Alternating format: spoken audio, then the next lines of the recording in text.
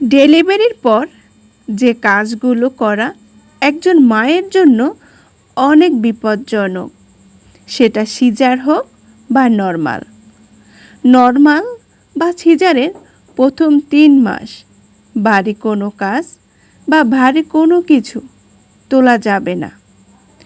ডেলিভারির পর জোরে জোরে চিৎকার করে কথা বলা যাবে না।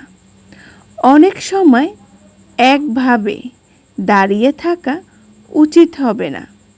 নর্মাল হোক বা সিজার, প্রথম 3 মাস জোরে জোরে হাঁটা যাবে না। ডেলিভারির পর নিজেকে পরিষ্কার পরিচ্ছন্ন রাখবেন, না হলে সেলাইয়ের জায়গায় ইনফেকশন হতে পারে। সিজারের প্রথম 3 মাস শারীরিক সম্পর্ক করা যাবে না, না হলে সেলাইয়ের জায়গায় সমস্যা হতে পারে।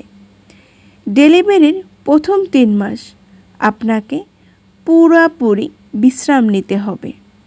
প্রথম 3 মাসের বাচ্চা রাতে কান্না করতে পারে, তাই আপনি বাচ্চা যখন ঘুমাবে আপনিও তখন ঘুমিয়ে নেবেন।